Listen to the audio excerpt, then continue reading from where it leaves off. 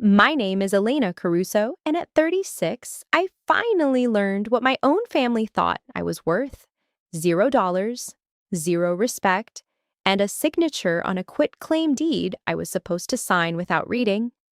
The day of Leo's will reading, I wore the gray sweater he'd bought me for our 5th anniversary. I sat at the long mahogany table in the attorney's office on Southwest Broadway, my hands folded over a manila folder. That's when I heard the shuffle. Rubber-soled shoes on hardwood. Margaret came through the door, gripping a cane with both hands, her eyes fixed on the middle distance like she was looking through the wall into something only she could see. Her mouth hung slightly open. Derek had his palm pressed flat against her back, guiding her, and before the attorney could speak, he said, "Mom's been diagnosed with advanced dementia. She'll be moving into the house for care." I waited for someone to laugh or for Margaret to drop the act and straighten up. She didn't. She just stared past my left shoulder, breathing shallow, and the folder in my hands, the one with Leo's signed estate documents naming me executor and sole beneficiary, felt like it weighed nothing. But here's what none of them knew. For 14 months while Leo was dying, I'd been keeping a folder on my laptop called Larch Street Records. Every bank statement, every text from Derek, every conversation date-stamped in a document I updated at 3 in the morning while Leo slept. I was an estate paralegal before I was Leo's wife. I know what a real medical record looks like, and I know what a performance looks like too. One voicemail from Margaret's neurologist, left on my phone by mistake, cracked the whole thing open. Welcome to the channel. Before I continue my story, let me know where you're watching from in the comments. Please hit subscribe and like this video to find out how one neurologist's voicemail left on my phone by accident changed everything. The voicemail came on a Tuesday, October 17th, 2023, 2:14 p.m. I was at my desk at the firm, eating a turkey sandwich over a stack of probate filings, and my phone buzzed against the stapler. I didn't recognize the number, a 503 area code, OHSU prefix. I almost let it go to voicemail, but something in me picked up too late and caught only the tail end of a woman's voice saying, "Please call us back to reschedule." Then the beep, and then the actual message, which I listened to 3 times in a row with my sandwich going cold in my hand. The voice was Dr. Susan Yee's medical assistant, a woman named Carla, whose name I'd seen on the intake paperwork Margaret had waved around at the family meeting in April. Carla said, cheerful and a little rushed, "Hi, Margaret. This is Carla from Dr. Yee's office. Just confirming we received your message that you're canceling the cognitive evaluation scheduled for the 28th. You mentioned you're feeling much better and the symptoms have resolved, which is great news. Dr. Yee says no need to reschedule unless something changes. Give us a call if you need anything. Bye now." My right hand stopped midair, holding half a sandwich. I set it down on the wax paper. I replayed the voicemail. "The symptoms have resolved." I replayed it again. "You're feeling much better." I pressed the phone to my ear so hard the speaker left a red indent that stayed for an hour. I did not cry. I did not call anyone. I sat there in my office chair, the one with the broken left armrest that nobody at the firm would fix, and I stared at the wall calendar where someone had circled Halloween in orange marker, and I let the facts arrange themselves in my brain the way I'd been trained to do with any document that didn't add up. Margaret had told everyone, Leo's cousins, the neighbors on Larch Street, the probate attorney, the mediator, that she was in cognitive decline. She'd used the word dementia at least 4 times in my presence. She'd brought a cane to the will reading. She'd let Derek do all the talking while she sat with her hands folded and her eyes unfocused, like she was watching a movie projected on the far wall. And here on my voicemail was a medical assistant from the very neurologist Margaret had cited, cheerfully confirming that Margaret herself had called to cancel her evaluation because she felt fine. She didn't say better. She didn't say managed. She said resolved. I opened my laptop. I created a new folder inside Larch Street Records and named it Medical Timeline, Margaret Caruso. I dragged the voicemail recording into it. I'd learned how to export iPhone voicemails as MP3 files back when Leo was sick, and I was saving every message from his oncologist.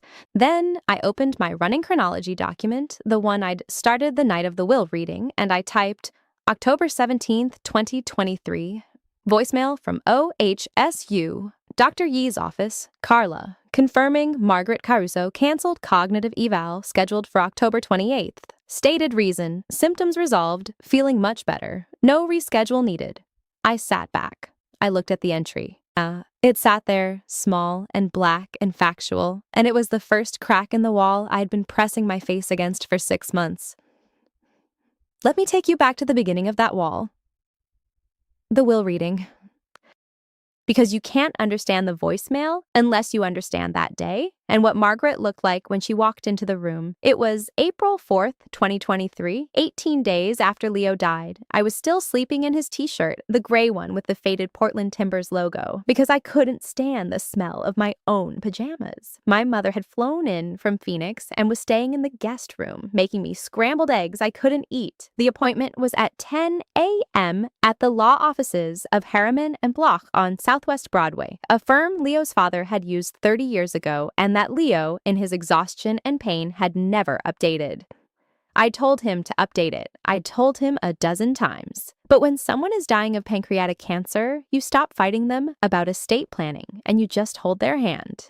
I arrived at 9:47. I wore a black dress I'd bought at Nordstrom Rack 3 days before, still stiff with factory sizing. The attorney, a man named Gerald Harriman who looked like a basset hound in a wool suit, met me in the lobby and offered me coffee from a carafe that had been sitting on the hot plate since the Clinton administration. I said no thank you.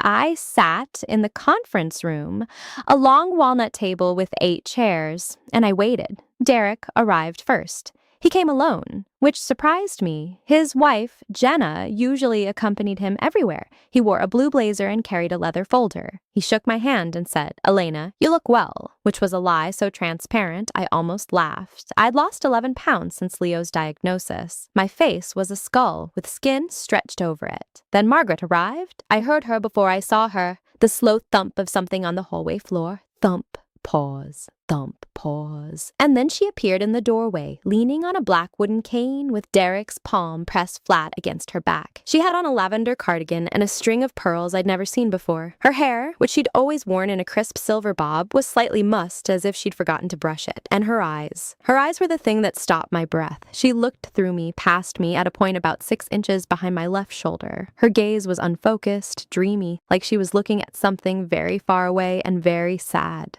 "Mom," Derek said, guiding her to a chair. "Here, sit here." "This is Elena, remember? Elena." Margaret's eyes drifted toward my face. They landed on me for maybe 2 seconds. Then they slid away, back to the far wall. She said nothing. She just sat down and folded her hands in her lap and stared. My stomach dropped. I didn't believe what I was seeing. I understood in that moment that I was being shown something, that this was a performance.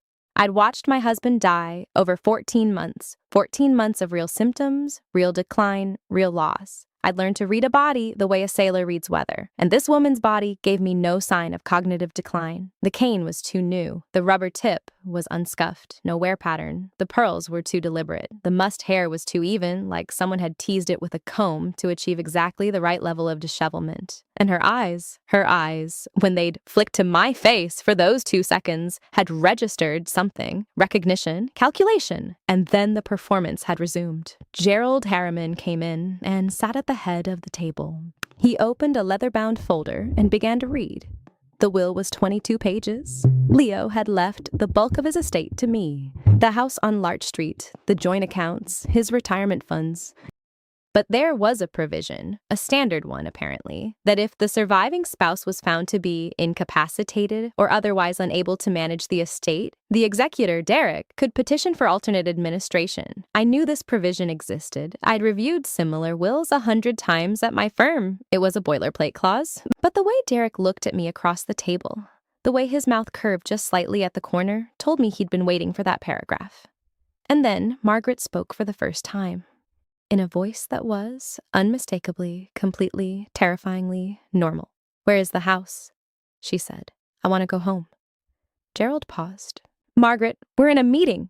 We'll get you home soon." "I want to go home now." It was the first and last full sentence she said in that room, but it didn't escape me. The voice was clear. The syntax was intact. The demand was a demand, not a confusion. She knew where she was. She knew what she wanted. And I knew, sitting there with my hands in my lap and my dead husband's name still inked on the last page of the document in front of me, that I was in trouble.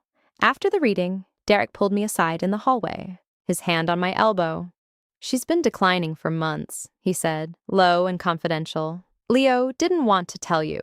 He didn't want to add to your burden, but the neurologist, Dr. Yi, she's concerned. It might be early-stage Alzheimer's. Mom, she needs care. She needs the house, honestly. It's familiar. It's where she raised her children. We're in talks with a memory care facility, but she wants to stay at Larch Street. He said Larch Street the way someone says home, possessive, entitled. And then he said the thing that put the whole plan into focus. If you can't manage the estate while you're grieving, and no one would blame you, Elena. You've been through hell. I'm happy to step in as administrator, just temporarily, just until Mom's settled. I looked at him. His face was open, concerned, brotherly. He had Leo's nose, Leo's chin, but he did not have Leo's eyes. Leo's eyes had been warm, direct, incapable of hiding anything. Derek's eyes were a different color entirely, grayer, cooler, and they were watching me with a patience that felt rehearsed. I'll be fine, I said. Thank you for the offer. His hand dropped from my elbow. His expression didn't change, but something in his posture shifted, a slight straightening, as if a door had closed. Of course. Grief mode, I think. That's what the books call it. The fog. 3 weeks after the will reading, my mother flew back to Tucson. She'd wanted to stay longer. I could see her wrestling with it, but I told her I needed to learn how to be alone in the house. She understood. She'd been a widow for 11 years herself. The house on Larch Street was a 1923 craftsman bungalow, 3 bedrooms, 2 baths, wide front porch with the original Douglas fir floors Leo had spent a summer refinishing. We bought it in April 2019, 2 years after the wedding, $685,000 at the time. Now it was worth close to $700,000. The mortgage was in both our names, but the down payment came from Leo's inheritance from his father. That fact would matter later. I didn't know it yet. The first week alone was quiet. I moved through rooms like a draft. I could tell you the exact sound the mailbox lid made when the mail carrier dropped the afternoon delivery, a hollow aluminum clap, then silence. I learned to dread it and wait for it in equal measure. Margaret called every day. That should have been comforting. She was my mother-in-law. She'd just lost her only remaining son. Leo's older brother, Derek, was still very much alive, but Derek had always been the favorite, and Margaret treated him more like a husband than a son, which my own therapist would later gently point out was a whole thing. Margaret calling should have felt like us grieving together. Instead, it felt like a job interview I hadn't prepared for. She'd call at 10 a.m. sharp. She'd ask how I was eating. She'd ask if I'd been sleeping. She'd ask if I'd gone through Leo's things yet. That one came up a lot. Have you been in his closet, dear? It must be so painful. You know I could help. Derek could come over on Saturday. I told her I wasn't ready. That was true. What I didn't tell her was that I'd already started. I'm an estate paralegal. That's my job. At Morrison and Holt on SW Broadway, I spend my days organizing death, wills, trusts, probate filings, asset spreadsheets. I know what a clean estate file looks like. I know what a messy one looks like too. And I know that when someone dies, the vultures circle fast. I'd seen it with clients. I just never thought I'd see it in my own living room. So the week after the funeral, I started a folder on my laptop. I named it Larch Street Records. I didn't tell anyone, not my mother, not my best friend Jess, not my grief counselor. It felt paranoid, it felt disloyal. But I did it anyway because something in my gut wouldn't shut up. The first document I saved was the will. Leo and I had updated ours in January of 2022, right after his diagnosis. We'd used an attorney at my firm, Greg Hauser, a good man who cried at Leo's funeral. The will was 22 pages. Everything to me. If I predeceased him, everything to his mother. That was Leo's choice, not mine, but I didn't fight it. Margaret was his mother. He loved her. The second document was the death certificate. Date of death, March 17th, 2023. Cause, metastatic pancreatic adenocarcinoma. Place of death, home, 1142, Larch Street, Portland, Oregon. I was the informant. I'd stood at the kitchen counter and given the funeral home all the details while Margaret sat on the couch and cried. I remember thinking she cried beautifully. That's a strange thing to think about someone's grief, but it was true. She cried like someone who knew she was being watched. The third document was the bank statement for the joint checking account, ending in 8472. I pulled it on April 2nd, a Sunday afternoon. The account had held $127,000 in February, a combination of Leo's last disability payout and our savings. By March 30th, it held $89,400. There were 3 withdrawals I hadn't made. One for $15,000 on March 20th, 3 days after Leo died. One for $12,000 on March 22nd. One for $10,600 on March 28th. All of them were checks made out to Margaret Caruso. The memo lines were blank. I stared at the screen for a long time. Then I called the bank. The woman on the phone was kind. Her name was Patricia. I explained that my husband had recently passed and I was reviewing our accounts. I asked about the checks. She told me Margaret had been added as a joint account holder on February 14th, Valentine's Day, 5 weeks before Leo died. I asked how that was possible without my signature. Patricia said the form had both signatures on it, mine and Leo's. She offered to mail me a copy. When it arrived, I sat at the kitchen table and looked at the signature that was supposed to be mine. It was close. The loop on the E was a little too round, the tail of the A in Caruso a little too long, but it was close enough to fool someone who wasn't looking. And Leo's signature, I knew Leo's handwriting like I knew the shape of his hands. It was his, but the pen pressure was wrong, too heavy. Leo was left-handed, and he wrote with a light touch, the ballpoint barely grazing the paper. This signature was pressed in hard. Someone had traced it. I added the form to the folder. I didn't call Margaret. I didn't call Derek. I didn't call anyone. I just sat at the table and felt the house settle around me. The furnace clicked on. A squirrel ran across the roof. The refrigerator hummed its familiar hum. All the sounds of a life Leo and I had built together. And somewhere in the middle of it, his mother had walked into a bank and traced her dead son's name. That was April. By May, the inconsistencies were stacking up like cordwood. Margaret came over for dinner. On May 4th, she brought a casserole, tuna noodle with crushed potato chips on top, Leo's childhood favorite. She moved through the house with the ease of someone who'd been there 100 times. But there was something new in the way she touched things. A lamp, a picture frame, the edge of the dining table, like she was taking inventory. She asked about the house. "Have you thought about what you'll do with it, dear? It's so big for one person." I said I wasn't making any decisions yet. She nodded sympathetically. "Of course, you take your time. It's just, Leo and Derek grew up in this neighborhood. It would mean so much to the family to keep it in the family." I didn't say anything. I ate the casserole. It was good, actually. She'd always been a good cook. Then she did the thing that made my stomach go cold. She was mid-sentence, something about the rhododendrons in the front yard needing to be pruned, when she stopped. Her face went slack. Her eyes drifted to the window and lost focus. It lasted maybe 4 seconds. Then she blinked, shook her head slightly, and said, "I'm sorry, dear. What was I saying?" She'd done it at the will reading, too.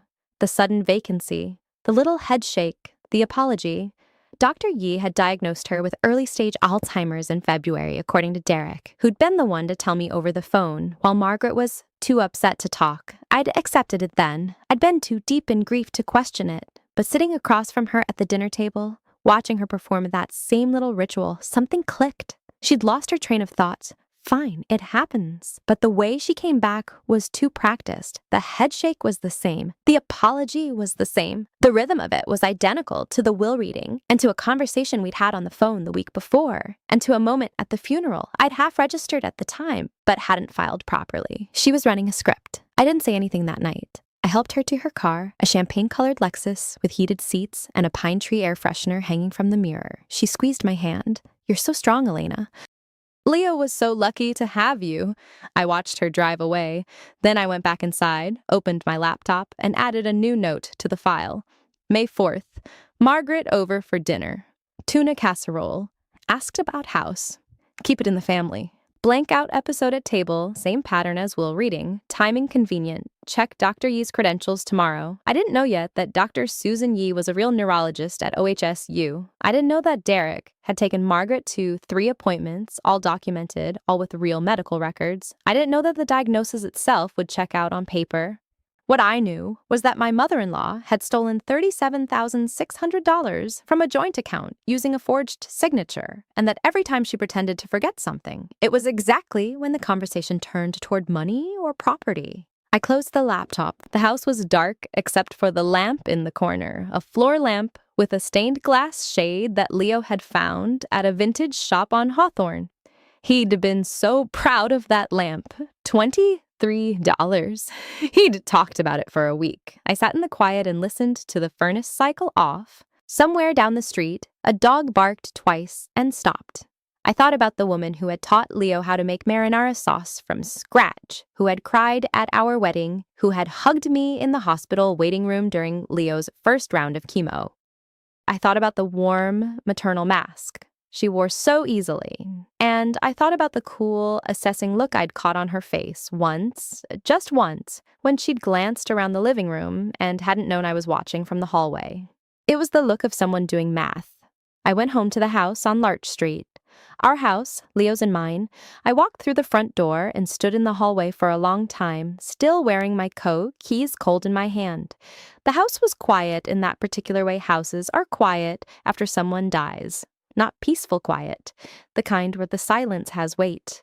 I made a cup of tea I didn't drink, sat at the kitchen table, looked at the stack of mail I hadn't opened in 3 weeks, sympathy cards, a bill from OHSU, something from the county assessor's office. The refrigerator hummed. The clock on the stove blinked 12 o'clock. From a power outage 2 months ago I'd never reset because Leo always did it. At some point, I got up and went to the small study off the living room. It was technically a bedroom, but we'd made it an office. My desk on one wall, Leo's on the other. His desk was still covered with things from his illness. A pill organizer with the Tuesday compartment open and empty, a water bottle with the straw bent, a notebook where he'd written down questions for Dr. Chen in handwriting that got shakier toward the end. I sat down at my own desk and opened my laptop. I don't remember making a conscious decision. I remember the feeling, a kind of low-grade unease that needed somewhere to go. I'd been a paralegal for 12 years. When things didn't make sense, I organized them. When I was scared or sad or confused, I made folders and subfolders and named things clearly. I created a new folder on my desktop, named it Larch Street Records. Then I started scanning. The first thing I scanned was Leo's will. 22 pages. We'd had it drawn up at my firm. Jeremy, one of the senior partners, had done it as a favor. Simple estate, everything to me. Standard language, properly witnessed, notarized. I'd been in the room when Leo signed it 6 weeks after his diagnosis. He'd made a joke about his signature looking like a seismograph because his hands were already shaking a little from the first round of chemo. I scanned it at 600 dpi. I don't know why I chose that resolution. It just felt right. Like the document deserved to be seen clearly, then the deed to the house. 1142, Larch Street, Portland, Oregon. Purchased April 2019. Purchase price $485,000. Joint tenancy with right of survivorship. I scanned all 6 pages, including the legal description of the lot. Lot 14, Block 7, Larchwood Edition, and the tax parcel number. Then the bank statements. Joint checking account ending in 8472. I started with January of the year Leo got sick, and I worked forward month by month. January, February, March. I scanned every single page, every deposit and withdrawal, every check image. At some point, I got up and made more tea. This time, I drank it. The medical records came next. I'd kept everything from Leo's treatment. The initial pathology report, the surgical notes from his Whipple procedure, the chemotherapy schedules, the radiation mapping, the lab results with their little H and L flags next to numbers that were too high or too low. I'd kept it all in a green accordion folder in the filing cabinet. Now I took it out and scanned each page, naming the files by date and type. 2022-09-14_pathology_report.pdf. 2022-10-03 _surgical_notes.pdf 2023-01-17-CT_scan_results.pdf. The scanner made its soft mechanical hum. The light bar moved back and forth. I watched it without really seeing it. After the medical records came the insurance documents, explanation of benefits forms, pre-authorization letters. the life insurance policy Leo had through his work at the engineering firm. $500,000, with me listed as sole beneficiary. I scanned the policy jacket and the most recent annual statement, then the texts. I didn't think I could scan text messages, but I learned you can. You can screenshot them, airdrop them to your laptop, compile them into a single PDF. I did this for every text thread that seemed relevant, the thread with Margaret, where she'd sent updates about Leo to her friends and called herself his primary caregiver. The thread with Derek's, where he'd offered to help with the estate stuff 6 different times in the 2 weeks after Leo died. The thread with my own sister, where I'd written, on March 20th, 3 days after Leo died, "Something feels off with Margaret, and I can't explain it yet." I cross-referenced everything with dates.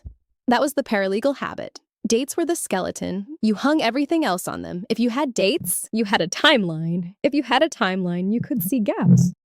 You could see patterns. I opened a new document, a simple Word file, and started a chronology. March 17th, 2023. Leo dies at 2:14 p.m. Margaret present. March 17th, 2023. Margaret asks for Leo's laptop password at 7:30 p.m., approximately 5 hours after his death. March 18, 2023. Margaret offers to handle the funeral arrangements.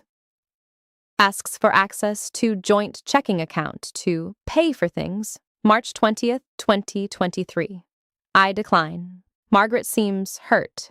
March 22nd, 2023. Funeral. Derek asks about the house's value. Specifically asks if we had a mortgage. We did, and $312,000 remaining. March 29th, 2023. Will reading.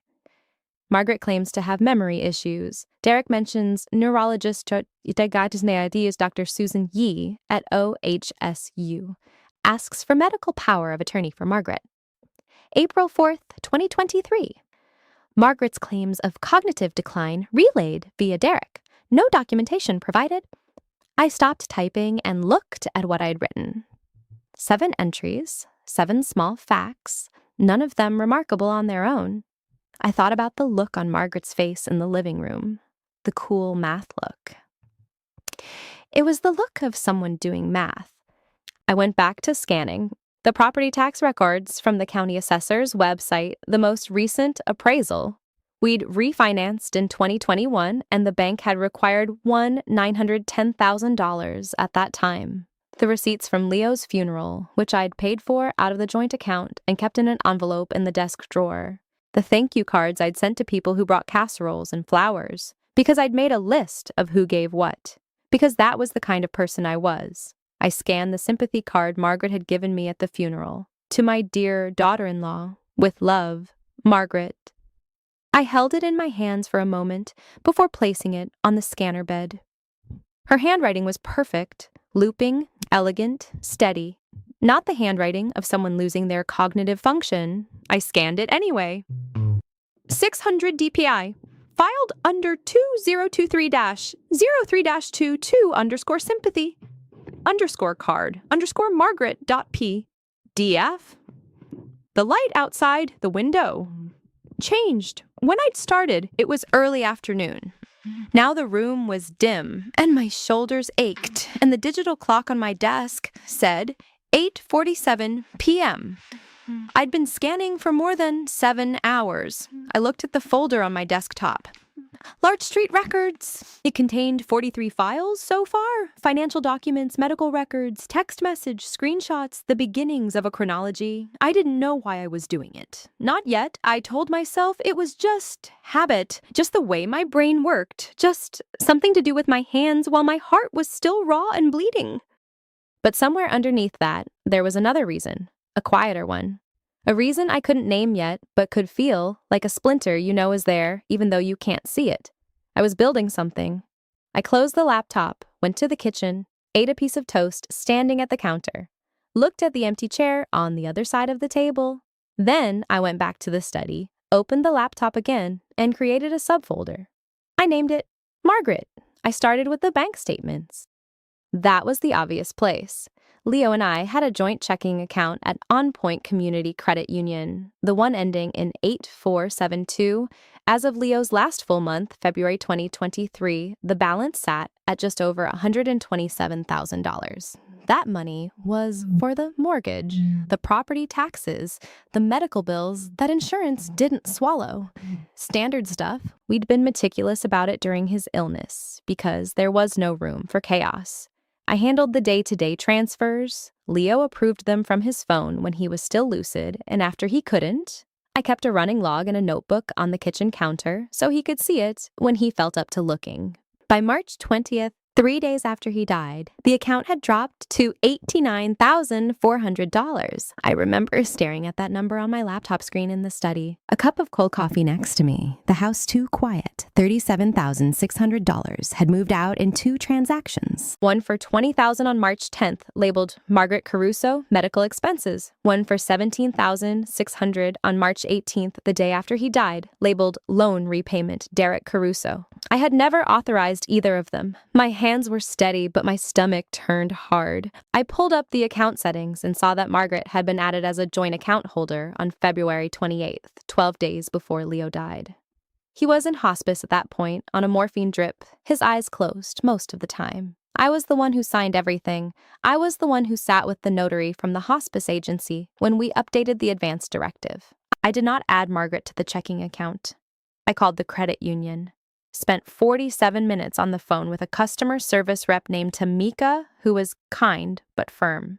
She explained that the paperwork to add a joint account holder had been submitted in person at the Lake Oswego branch. She couldn't tell me who submitted it without a court order, but she could confirm the date and the branch, Lake Oswego, where Derek lived. I made a note in my digital log, February 28th, 2023, Margaret added to account 8472, Lake Oswego branch. Leo in hospice, unconscious. I was not present. Then I called the branch manager, a man named Greg Fincher. I told him I was the widow of the primary account holder, and I needed to understand how someone was added to our account without my knowledge. He said he'd look into it and call me back. He never did. I called 3 more times over the next 2 weeks. On the 4th call, a different person told me Greg Fincher no longer worked at that branch. That's when I created the subfolder called Margaret. I started with what I had, the joint account statements going back 18 months, downloaded as PDFs and saved with date stamps. I pulled our tax returns from the filing cabinet in Leo's study, joint returns, 4 years worth, showing our income, our deductions, the steady, ordinary shape of our financial life. I printed every email I'd exchanged with Margaret over the past 2 years, including the one from November 2022, where she'd written, "Elena, I'm worried about the costs piling up. Let me help with the bills. I can take some of the burden off you." At the time, it had seemed generous. Now I read it again and noticed she didn't say she wanted to help pay them. She said she wanted to take them. I cross-referenced dates. The first signs of Margaret's dementia had appeared in late October 2022, right around the time Leo's oncologist told us the chemo wasn't working anymore. I remembered the timeline vividly because I was living in 2 hospitals, essentially, OHSU for Leo, and Margaret's sudden flurry of appointments with Dr. Susan Yee for her memory lapses. She'd leave me voicemails, confused and trembling, saying she'd forgotten where she parked or couldn't remember if she'd taken her pills. I'd call her back, my phone pressed to my ear in the hallway outside Leo's room. Exhaustion pooling in my spine, and she'd sound so fragile, so lost. I believed her. Of course I believed her. I was a paralegal, not a neurologist, and even if I had been, she was my husband's mother. She was grieving her son before he was even gone. But now, sitting in the study on a Monday evening in April, I looked at the dates and saw a different pattern. October 28th, Margaret called me in tears, said she'd gotten lost driving home from Fred Meyer. November 2nd, she added herself to Leo and Derek's childhood savings account, the one Leo's grandmother had started for them in 1987, still sitting at a small credit union in Massachusetts with about $34,000 in it. November 15th, she had her first appointment with Dr. Yee and reported significant cognitive decline. November 22nd, she transferred $12,000 from that Massachusetts account to a new account in her name only. By the time Leo died in March, she'd moved money 4 times. Small amounts, nothing that would trigger automatic alerts. 8,000 here, 6,000 there. She was patient. She was careful, but she hadn't counted on me keeping everything. The reckoning came in mid-June, 6 weeks after I'd started digging. Derek sent me an email, formal sent to Margaret and the estate attorney, a man named Howard Kemper with an office in the Pearl District. The subject line was Estate Accounting Concerns. The body of the email was 3 paragraphs of corporate politeness that boiled down to, Elena has mismanaged the marital assets during Leo's illness, and we have documentation to prove it. Attached was a 12-page PDF. Derek had compiled a list of withdrawals from the joint account over the past year, highlighting anything over $2,000. The payment to the roofing company after a branch fell on the garage during an ice storm. The checks to the home health aide, who came 3 times a week. The deposit on Leo's funeral arrangements at Wilhelm's Memorial Home on S.E. Hawthorne. A $5,000 transfer to my sister in San Diego, which Derek had annotated with unexplained personal transfer in red. The $5,000 was for the plane tickets and hotels she'd booked to come help me during Leo's final month. She'd paid out of pocket and I'd reimbursed her. I had the receipts. I'd sent them to Derek in a text message back in February. He'd responded with a thumbs-up emoji. I sat at my desk and read his accounting line by line, my face hot, but my breathing even. Every questionable expense he'd flagged had a paper trail. Every unexplained transfer had an explanation sitting in my digital archive, cross-referenced with dates and confirmation numbers. He'd either ignored the receipts I'd sent him or he'd never looked at them in the first place. He was building a narrative. The truth was beside the point. I let the email sit for 2 days, didn't respond, didn't react, just opened my own files and began building a response document, a counter-accounting, page by page. I pulled the original receipts, I pulled the text messages, I pulled the credit union's transaction logs showing Margaret's unauthorized access. I pulled my contemporaneous notes from the night Leo died, when I'd sat in the hospital chapel and written down everything I could remember about the previous 3 months, because I was afraid I'd forget. I was afraid the grief would eat my memory whole. Then I called Howard Kemper's office and asked for a meeting. Just me and him. No Margaret. No Derek. We met on a Thursday morning at his office on Northwest 13th. Brick building, big windows, Turkish rug on the floor that probably cost more than my first car. Howard was in his 60s, thin gray hair, careful hands. He'd been Leo's parents' estate attorney before he became Leo's, and I knew going in that he had a long relationship with the Caruso family. I didn't know if he was on my side or theirs. I sat across from him and placed a folder on the desk. Not the whole archive. Just the highlights. The joint account statements with the unauthorized withdrawals highlighted in yellow. The email from Margaret offering to take the bills. The Lake Oswego branch's paperwork adding her to the account while Leo was unconscious. Derek's annotated PDF next to my annotated rebuttal. His red text answered in blue. Each claim dismantled with a receipt, a date, a confirmation number.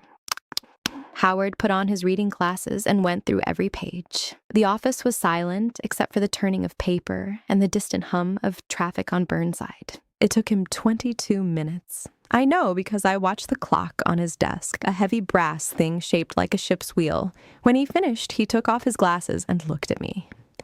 "Elena," he said, "where did you get all of this?" "From my own records," I said. "I kept everything." He nodded slowly, his expression unreadable.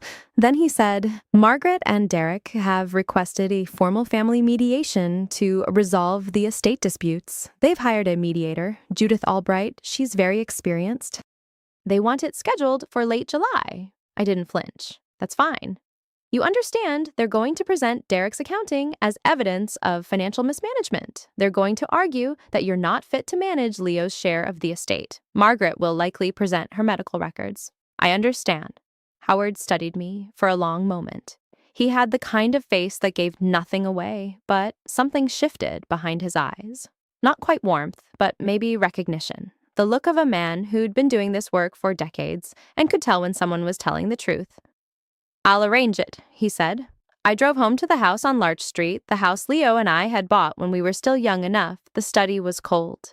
I kept the thermostat at 62 during the day to save money because Margaret's attorney had frozen the joint accounts 6 weeks after Leo's funeral, and my paycheck from the firm covered the mortgage and not much else. I pulled a wool blanket from the back of the reading chair, Leo's chair, the brown leather one with the worn left armrest, where he drummed his fingers while reading depositions, and wrapped it around my shoulders. The mediation prep folder started with a single-word document. I typed a heading, Timeline of Margaret Caruso's Cognitive Decline as Reported to Family. Below it, I began listing dates from memory before cross-checking them against texts and emails. October 2022. Margaret tells Derek she's been forgetting where she parked the car. Derek mentions it to me at Leo's bedside, voice heavy with concern. I remember looking at Leo, who was too exhausted to respond, but he closed his eyes slowly, the way he did when something pained him that wasn't physical. November 2022. Margaret misses a lunch date with her bridge club, tells them she thought it was Thursday, not Tuesday. Her friend Phyllis calls Derek. Derek calls me. She's getting worse, he says. We need to think about what's best for her. December 2022.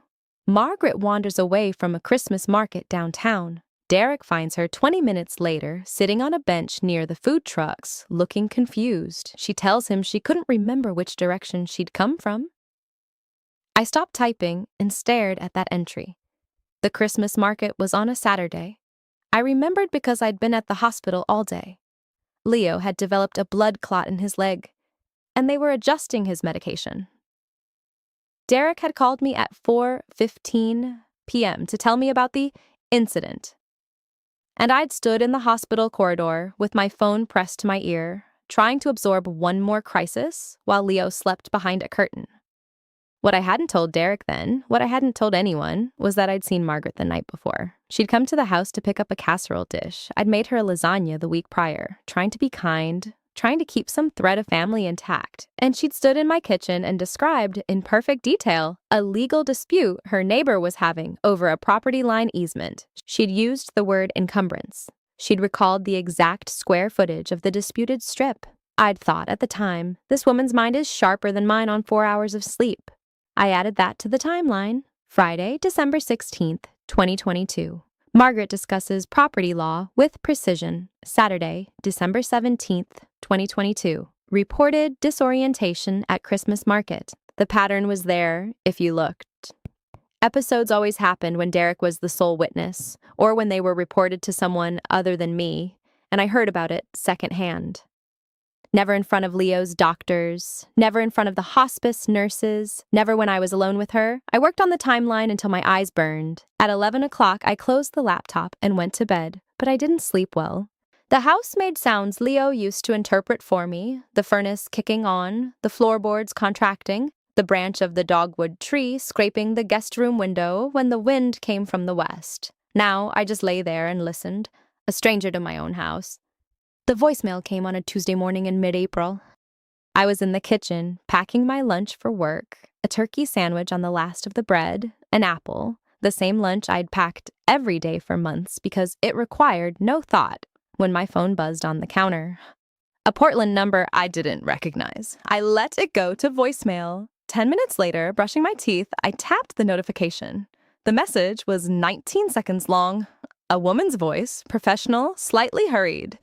Hi, Margaret. This is Christine calling from Dr. Yee's office at OHSU. I wanted to let you know that we've reviewed your cognitive assessment results from your visit on March 28th, and everything came back within normal range. Dr. Yee says there's no evidence of cognitive decline, so no follow-up is needed at this time. If you have any questions, feel free to call us back. Have a great day. I stood at the bathroom sink with the toothbrush still in my hand, foam drying on my lip, and replayed it. Then again. Then a third time. March 28th. That was 11 days after Leo's death. 11 days after the funeral where Margaret had clutched Derek's arm and told the mourners in a trembling voice that she wasn't sure how much longer she'd remember her own son's face. I walked out of the bathroom and into the kitchen. I set the phone on the counter. I sat down on the floor, my back against the dishwasher, and pulled my knees up to my chest. The kitchen floor was cold. The tile had a crack running through the third square from the refrigerator, a hairline fracture Leo had always meant to repair. I traced it with my finger. Clean cognitive assessment. No evidence of cognitive decline. The words repeated in my head, and beneath them, another voice, Margaret's voice, 2 weeks ago, on the phone with Derek, which I'd overheard because she'd accidentally dialed me instead of him, and I'd stayed silent and listened. She's not competent to manage the estate, Derek. You've seen how she's been since Leo passed. She's barely holding it together. I had been barely holding it together. That part was true. I was 35 years old, and my husband was dead, and his mother was trying to take my home. I cried in the shower and forgot to eat lunch. And sometimes I sat in the parking lot at work for 10 minutes before I could make myself walk inside. But barely holding it together and legally incompetent were two different things. And Margaret knew that. Margaret, who had a clean cognitive assessment from one of the best neurologists in Portland. Margaret, who had been playing a role for 6 months, maybe longer, while I spooned soup into her son's mouth and held his hand through the night sweats and the morphine adjustments and the final terrible hours when his breathing changed and the nurse said it won't be long now. I sat on the kitchen floor and held my phone and did not move. A car passed on Larch Street. The furnace clinked off. Somewhere in the house, a clock ticked, the old regulator clock in the hallway, Leo's grandfather's clock, which I wound every Sunday, even though I hated the sound of it now, because stopping it felt like admitting something I wasn't ready to admit. 10 minutes. I know it was 10 minutes because I looked at the timestamp on the voicemail when I finally stood up. 8:42 a.m. when it arrived, 8:52 a.m. when I saved it to the phone's internal storage and emailed a copy to myself with the subject line, Dr. Yi voicemail, wrong number, Margaret Caruso Cognitive Assessment, March 28th. Then I called my office and told them I'd be in late. I didn't explain why. I'd learned by then not to explain things until I understood them fully myself. I opened the laptop in the study. In the mediation prep folder, I created a new document and titled it Margaret Medical Evidence. I transcribed the voicemail word for word, including the caller's name, the date and time, the phone number it came from. I looked up Dr. Susan Yi's office on the OHSU website and took a screenshot of her credentials. I saved the voicemail file in 3 places: the laptop, an encrypted external drive, and the cloud account Leo had set up for our household documents 3 years ago, the password still taped to the underside of the desk drawer in his handwriting. Then I sat back in Leo's chair and looked out the window at the rhododendrons. The pink ones were starting to drop their petals. In a week or 2, they'd be bare. And then it would be summer, and then fall, and then a year since Leo died, and I would still be here, in this house, with a folder full of receipts and a mother-in-law who had looked me in the eye at my husband's funeral and told me she was losing her mind. I didn't feel triumphant. I felt tired and cold and something else I couldn't name yet. But I also felt still. The way Leo used to describe the moment before a jury foreman stood up to read the verdict. The quiet that isn't peace exactly, but the absence of uncertainty. I picked up my phone and texted my attorney. I have something for the file. Outside, a squirrel ran across the porch railing and disappeared into the dogwood tree. I watched it go, and I waited for the next thing to happen, because by then I understood that Margaret wasn't the only one who could be patient. The mediation was set for a Thursday, 9 a.m., in a beige conference room inside a building off Cruz Way in Lake Oswego. I wore the navy blazer Leo gave me for my 33rd birthday, the one with the small tear in the lining near the left pocket that I kept meaning to fix and never did. I could feel the loose thread against my finger when I reached for my laptop bag. Margaret arrived with Derek. She walked in slowly, one hand on his arm, her face arranged in that vague, watery expression I'd come to know so well over the past year. When she saw me already seated at the table, she stopped for just a fraction of a second, and something flickered behind the vagueness. Then it was gone, and she was just an old woman in a lavender cardigan, confused about where she was supposed to sit. Derek pulled out her chair. "Right here, Mom. I've got you." My attorney, Rebecca Okonkwo, sat to my left. She was in her late 40s, a woman who never wasted words and never let me waste mine either. She had told me the week before, "Elena, you understand we don't have to do this. Mediation is voluntary. You can just let the court process play out." But I wanted mediation. I wanted a table. Margaret's attorney was a man named Gerald Fisk, heavy-set, with a red face and a habit of breathing through his mouth. He spread his folders out in front of him like a card trick. Derek sat on Margaret's other side, his jaw tight, his phone face down on the table, but his thumb resting on it. Ready to check, ready to deflect, the mediator introduced herself. Ground rules, confidentiality. The goal was to reach a mutually agreeable resolution without further litigation. She looked around the table with the practiced neutrality of someone who had seen 1,000 families tear themselves apart in rooms just like this one.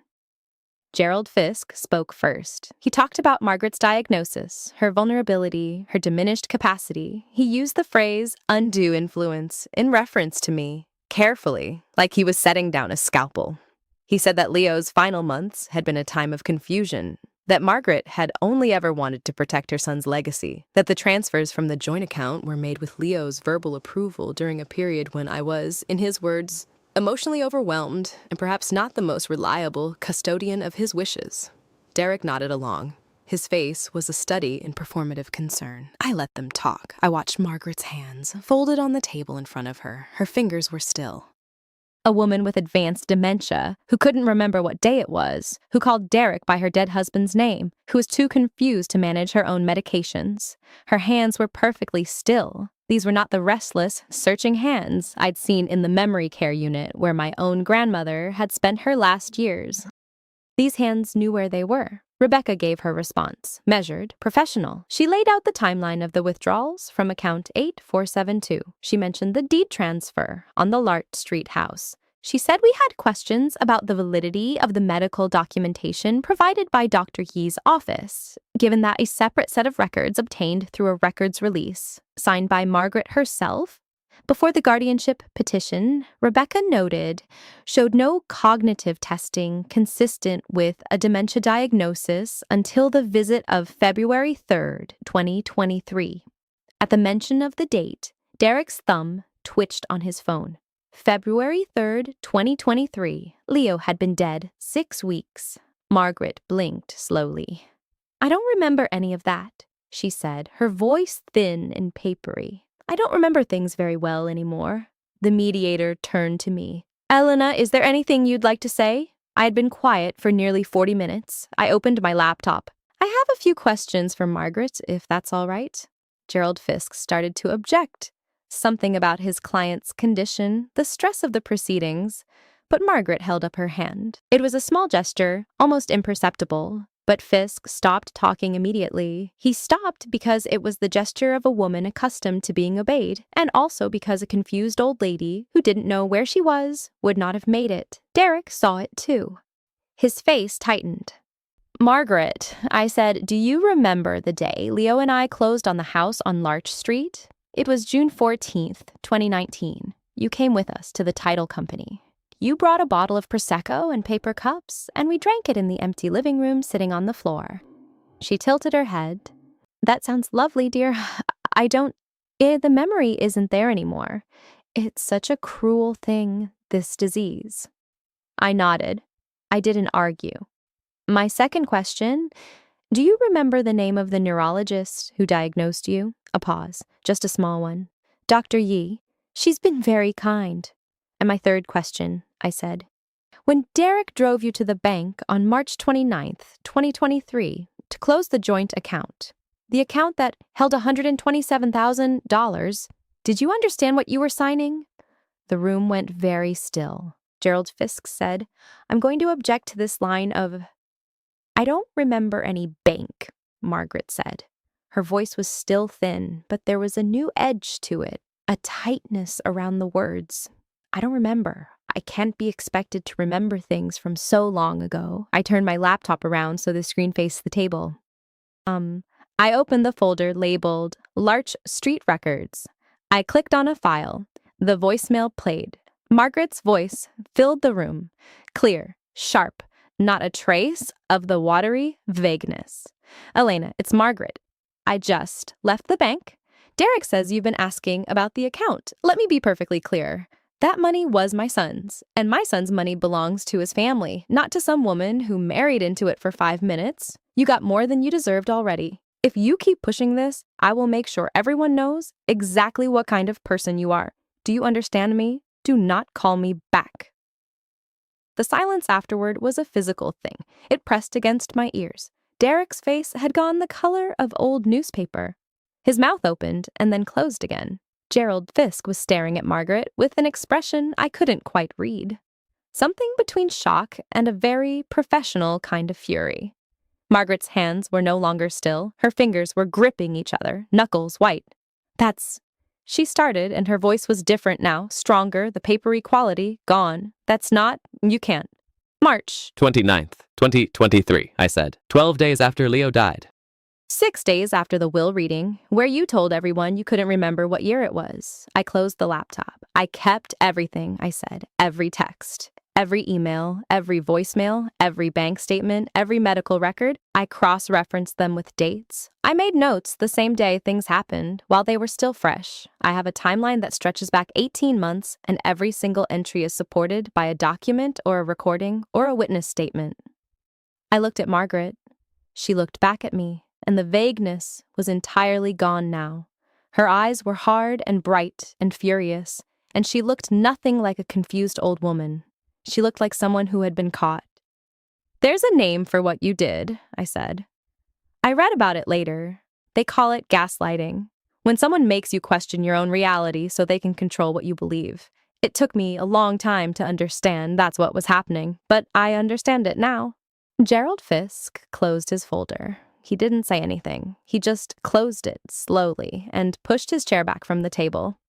Derek said, "This is entrapment. You can't record someone without their consent. Oregon is a two-party." "Oregon is a one-party consent state for phone recordings," Rebecca said quietly. And Ms. Caruso left a voicemail on Mrs. Caruso's personal device. There is no reasonable expectation of privacy in a message voluntarily left on another person's phone. Derek's mouth snapped shut. The mediator cleared her throat. "I think perhaps we should take a brief recess." Margaret stood up. She didn't reach for Derek's arm this time. She stood on her own, steady as a fence post, and she looked at me with something that was almost respect. Almost. "You think you've won something," she said. "You have no idea what you've done." She walked out of the room without any help at all.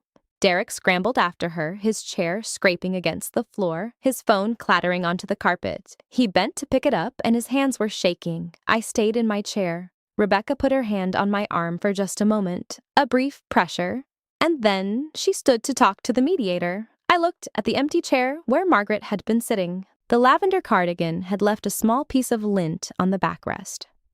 Outside the window, the morning sun was catching the tops of the trees, and somewhere in the building, a door opened and closed. And I thought about Leo in the hospital bed, his hand in mine, the way he'd said, "Take care of the house," like it was the most important thing in the world. He had known.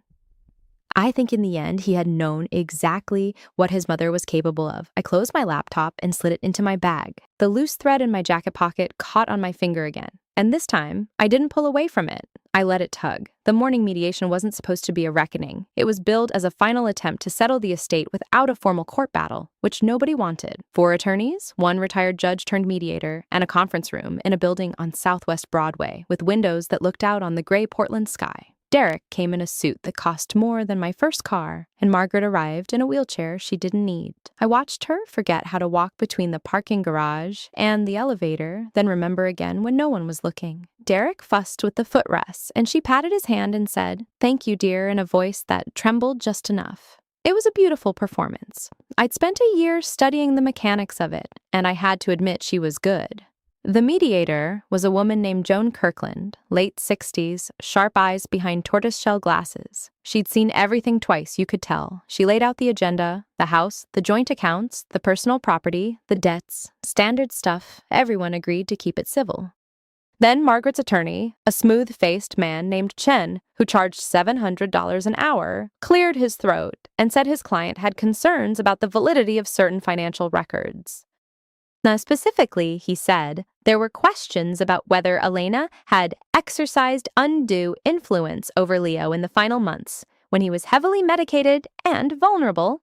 I didn't react. I'd been expecting this. It was the nuclear option, the one they'd been holding in reserve. If they couldn't win on the facts, they'd try to make me the villain, the gold digger, the woman who married into the Caruso family and then siphoned off her dying husband's money while he was too weak to object. Derek leaned back in his chair and studied his cufflinks. Margaret dabbed at her eyes with a tissue. She'd dressed for the part in a lavender cardigan and a string of pearls, the grandmother costume she'd perfected over the last 18 months. I thought of Leo in the hospital, the way he'd grip my hand during her visits and not let go until she left the room. Joan Kirkland asked if I had a response. I opened my laptop. "I have a few things," I said. My voice came out steady, which surprised me. I'd been worried my throat would close up, but the year of preparation had done its work. I'd rehearsed this moment so many times in the empty house on Larch Street that the words felt worn smooth, like river stones. I started with the medical records. Dr. Susan Yee, Margaret's neurologist at OHSU, had done a full cognitive workup in April of 2023, 1 month after Leo died. The diagnosis was mild cognitive impairment, possible early-stage Alzheimer's, with a recommendation for follow-up testing in 6 months. I'd obtained the records legally through a subpoena after months of listening to Margaret describe herself as completely incapacitated and unable to handle her own affairs. But I also had the follow-up, November 2023, 6 months later. Dr. Yee's notes were careful and precise. Patient scores 28 over 30 on MMSE. No significant cognitive decline from baseline. Functional independence intact. Patient reports no difficulties with activities of daily living. No objective evidence of dementia. Recommend monitoring, but no immediate intervention indicated. 28 out of 30. Higher than my own mother had scored at 65, and she was still doing the Sunday crossword in pen. I showed them the text messages next. Margaret to Derek, September 14th, 2023. Elena thinks she can drag this out. But I have more patience than she does. Just keep the house off the market, and eventually she'll run out of money for lawyers. Margaret to her sister in Phoenix, October 3rd. The Dementia Act is working beautifully. Everyone feels so sorry for me they forget to ask questions. Margaret to Derek, November 19th, the day after her clean cognitive exam. Dr. Yee says I'm sharp as a tack. Don't tell Elena. The room went very quiet. Derek's attorney stared at his notepad, like it might offer him an escape route. Margaret's smooth-faced Mr. Chen asked where I'd obtained the text messages, and my attorney explained that the phone had been on the family plan Leo and I shared. And the records were obtained through standard discovery. Margaret stopped dabbing at her eyes. She sat up straighter in the wheelchair, and I watched the performance crack just slightly around the edges. Her mouth tightened. Her knuckles went white on the armrests. "That's private," she said. Her voice had lost the tremor. "You had no right." "I had every right," I said. "Leo added me to the account in 2019. You knew that." The financials came last. I'd spent 200 hours cross-referencing bank statements, credit card receipts, and property records, building a timeline that showed exactly when and how Derek had started moving money out of the joint accounts. $5,000 transferred on March 22nd, 5 days after Leo died. Another $12,000 on April 3rd. A check for $30,000 written from the estate account to a contractor in Lake Oswego who turned out to be Derek's neighbor for renovations on a house that wasn't part of the estate. I had PDFs of everything. I'd labeled them by date and amount and put them in a folder called Larch Street Records, which lived on my desktop next to a photo of Leo and me at Cannon Beach, the wind whipping my hair across my face, and him laughing at the camera. By the time I finished, Derek had stopped studying his cufflinks. He was staring at me with an expression I'd never seen on his face before, something between fury and fear.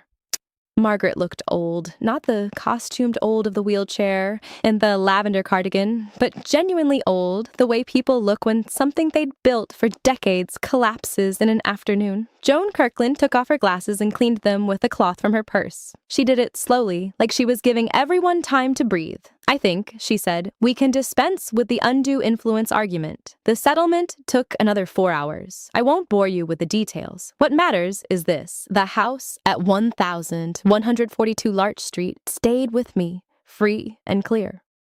The joint accounts were restored to their original balances, minus what Derek had already spent, which he agreed to repay over 3 years with interest.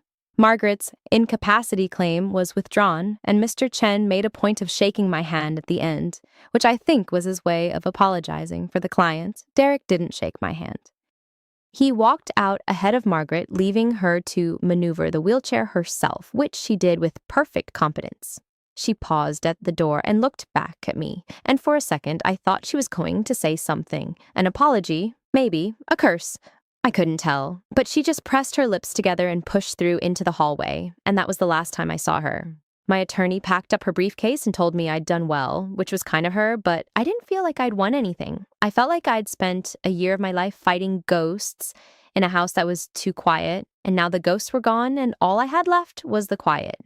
I drove home through the rain, which had started while we were inside.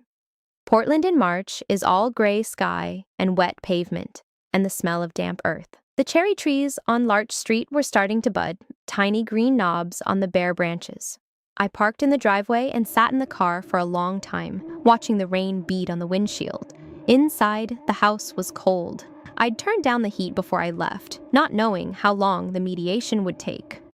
I walked through the living room, past the fireplace we'd never used because Leo said it made the whole house smell like a campfire, past the bookshelves with his collection of old travel guides, past the window seat where I'd sat a year ago reading Margaret's diagnosis letter and feeling the floor drop out from under me. In the kitchen, I made tea. Leo's mug was still in the cabinet, the one with the chip on the handle and the faded Portland Timbers logo. I used it sometimes, on hard days.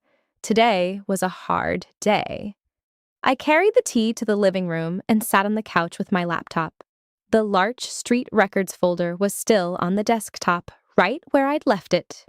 I opened it and scrolled through the subfolders: medical, financial, correspondence, legal, hundreds of documents, thousands of hours of work, a monument to the worst year of my life. I thought about deleting it, dragging the whole thing to the trash and emptying it, the symbolic closure everyone talks about. But I'm a paralegal. I know better than to destroy records. Instead, I created a new folder inside it. I labeled it Closing, March 2024. I filed the settlement agreement there and the final account statements and a one-page summary I'd written for myself so I'd never have to reconstruct the timeline again. Then I closed the folder and moved it off my desktop into a backed-up drive called Archive, where it would sit next to our wedding photos and Leo's tax returns and the scanned copy of his death certificate. The rain had stopped. I opened the curtains, and the gray light filled the room, pale and clean. The house at 1142 Larch Street was mine now, really mine. Not contested or leveraged or threatened. I could paint the walls. I could replant the garden. I could sell it and move to the coast, which Leo had always talked about and never done. I didn't know what I was going to do, but for the first time in a year, the not knowing felt like freedom instead of fear. I finished my tea and washed the mug in the kitchen sink, careful around the soot. The truth never asked me to raise my voice. The truth just needed a drawer, some patience, and a woman who stopped waiting for permission to trust her own eyes. I think about that now and then when I'm out back. The cherry trees are full this year. I remember what the garden looked like the summer before Leo and I separated. Dry, wilting, trying too hard. I was trying too hard, too. I found the first receipt in March of 2022. He'd left it in the pocket of a blazer he'd asked me to dry clean. A hotel in a town 2 hours south. I stood in the laundry room with the paper in my hand, and the dryer buzzed, and I just folded it and put it in the drawer under the coffee maker. No, I don't know why. I think I needed the drawer to hold it for a while before I could. Over the next 8 months, I added more. A second receipt from the same hotel. A gas station slip from a route he had no reason to take. A postcard from his cousin in Maine that mentioned the two of you looking so happy at the lake house. I never went to the lake house. I put the postcard in the drawer. The drawer was an old oak thing, the finish worn soft at the corners. Inside, it already held takeout menus, tape, a screwdriver, and now this quiet pile of paper. My mother-in-law saw the drawer once, months before I said a word. She'd come over to drop off a casserole and said something about how I looked tired. I opened the drawer to grab a menu for a pizza place she liked, and she glanced inside. I saw her eyes catch the hotel receipt. She looked at me. Then she closed the drawer herself and asked if I wanted wine. We drank a bottle of red in the garden, and she never mentioned it again. That silence was the first thing that felt sturdy in a long time. I confronted Leo in January of 2023. We were in the kitchen. I remember the light, flat and gray, the way winter light gets in the afternoon. I had all the receipts spread across the counter, the hotel, the gas station, a florist bill I'd finally opened after letting it sit on the hall table for 3 days. I asked, "Who is she?" He said her name was Eleanor, and she worked in his department. He said it without much pause, as if he'd been waiting for me to get there. I didn't cry. I just nodded and put everything back in the drawer. That unsettled him more than if I'd screamed. The strangest part came later. At a dinner party his sister hosted, Eleanor was there. She stood near the fireplace with a glass of white wine and told a story to a small group about her recent trip to the coast. She described a cliff walk, the fog, the way the light hit the water. It was my trip. I'd taken it alone the previous September when I needed a weekend to think. Leo had stayed home. Somehow he'd fed her my memories, or she'd borrowed them. I didn't interrupt. I just watched her hands move through the air, shaping something she'd never seen. A week later, I filed for divorce. I used a lawyer named Diane, age 59, who kept a box of tissues on her desk but never pushed them toward me. She said, "You have the receipts, that's enough." The house sold in April. I kept the drawer. Leo called last week. He's living in a condo near his sister now. He said, "You were right about all of it." I didn't say I told you so. I just asked if he'd seen the cherry trees this year. They're fuller than ever. That's my story. If this reminded you to trust your own memory or to keep the record when no one believes you, take that as your sign. If you know someone who needs to hear it, share this, drop a comment, hit subscribe, and I'll see you in the next one.